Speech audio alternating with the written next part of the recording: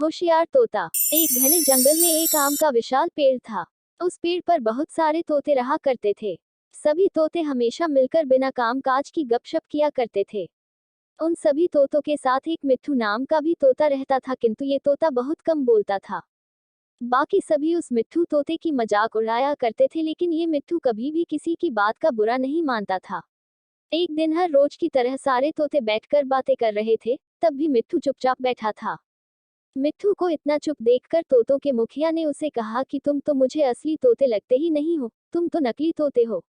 मुखिया की ये बात सुनकर सभी तोते इस मिट्ठू को नकली तोता बोलकर चिढ़ाने लगे। पर मिट्ठू तो अभी भी चुपचाप ही बैठा रहा। एक दिन अंधेरी रात को उस मुखिया तोते की बीवी का हार चोरी हो जाता है। मुखिया की बीवी रोते रोते पूरी बात मुखिया को बताती है। वो कहती है कि किसी ने मेरा हार चोरी कर लिया है और मुझे ऐसा लगता है कि चोर हमारी झुंड में से ही कोई है। मुखिया ने अपनी बीवी की बात सुनकर तुरंत सभा बुलाई। सभी तोते तुरंत सभा के लिए इकट्ठा हो गए। मुखिया ने कहा कि मेरी बीवी का हार चोरी हो गया है और मेरी बीवी ने उस चोर को भागते हुए भी देखा है। चोर आप लोगों में से ही कोई है। मुखिया की बात सुनकर सभी हैरान हो जाते हैं। मुखिया ने कहा चोर की चोंच लाल रंग की थी, ऐसा मेरी बीवी ने कहा है। अब सारे तोते मिट्ठू और हरिया को देखने लगते हैं, क्योंकि इस पूरे तोतों के झुंड की सिर्फ ये दोनों की ही चोंच लाल रंग की थी। सभी तोते मुखिया से कहते हैं कि आप चोर का पता लगाइए। मुखिया सोचता है कि ये दोनों तोते तो मेरे अपने हैं, मैं कैसे इनसे पूछ सकता हूँ कि क्या आपने चोरी की है। मुखिया ने एक कौवे से इसका पता लगाने के लिए मदद ली। असली चोर कौन है ये पता लगाने के लिए कौवे को बुलाया गया। कौवे ने लाल चोंच वाले मिट्ठू तथा हरिया तोते को अपने पास बुलाया। कौवे ने दोनों तोतों से पूछा कि तुम दोनों चोरी के समय कहाँ थे। कौवे का प्रश्न सुनते ही हरिया तोता जोर जोर से चिल्लाकर बोलने लगा कि मैं उस समय सो रहा था। मिट्ठू ने धीरे से कहा मैं उस रात सो रहा था।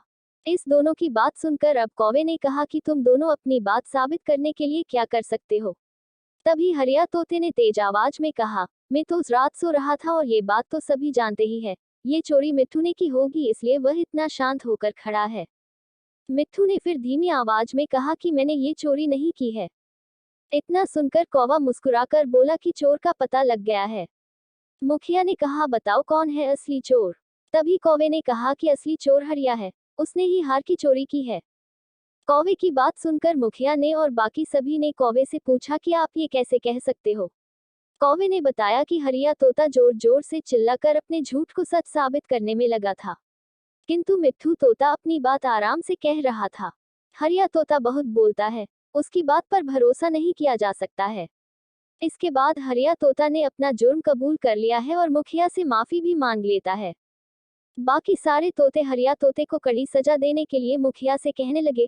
तभी मिट्ठू तोते ने कहा कि हरिया ने ये गलती पहली बार की है और उसने अपनी गलती भी मान ली है, इसलिए हमें उसे माफ कर देना चाहिए। मुखिया ने मिट्ठू की बात सुनी और हरिया को माफ भी कर दिया। सीख, हमें सिर्फ जरूरत के समय पर ही बोलना चाहिए, क्योंकि कभी कभी हम ज्यादा बोलकर अपनी अहमियत खो देते हैं। अगर यह कहानी आपको जरा सी भी अच्छी लगी हो तो अपने दोस्तों के साथ इस कहानी को शेयर करें। वीडियो को लाइक करके हमारे YouTube चैनल को सब्सक्राइब कर हमारा सपोर्ट करें। धन्यवाद।